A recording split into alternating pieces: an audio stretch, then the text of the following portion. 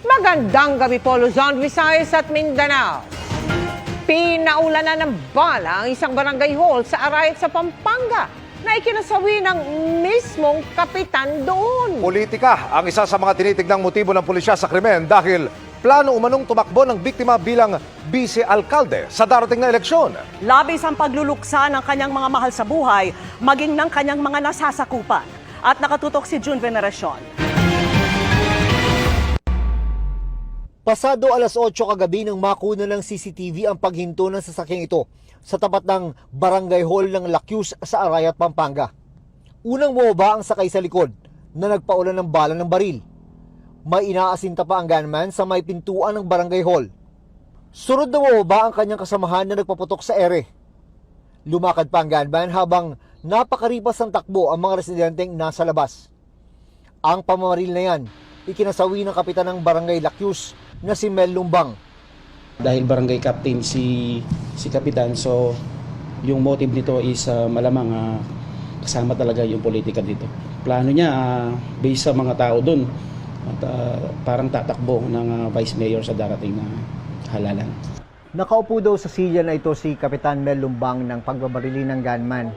Makikita pa rito sa kanilang barangay hall yung mga iniwang tama ng bala mula sa sinasabing M16 rifle na ginamit ng salarin.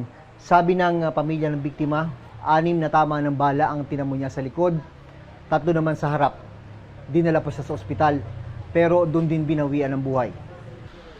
Sabi ng pamilya ng biktima, may napansin na kanilang mga kalugar na may mga hindi pamilyar na mukha at sasakyan ang kanilang nakitang dumadaan sa barangay bago ang pamamaril. Dito po, parang ang politika talagang mabigat po tuwing sasapit po ang election period. Ganyan po ang nangyayari dito sa bayan po namin.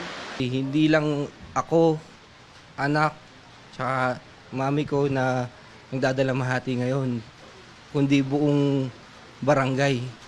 Hanggang ngayong hapon ay may ilang basyo pa ng bala ng M16 rifle ang nakuha sa paligid ng barangay hall. Nagluluksa ang mga kabarangay ni Kapitan Lumbang. Nakita ko siya rito nakailahan. May dugo dito. Iyakan nga yung mga tao kasi hindi nila expect na yung kapitan gano'n ang gagawin. Bago siya napatay, sabi ng pamilya ng biktima, nakaligtas na sa 2 ambush noong 1999 at 2001 si Kapitan Lumbang. Bumuo na ng Special Investigation Task Group para tutukan ang kaso. Based on our investigation, yung 3 bodyguard ni kapitan is nakapag-retaliate pa, no? Malamang sabi nga dun sa area is parang tinamaan pa yung gunman. Para sa GMA Integrated News, June Veneracion, nakatutok 24 oras.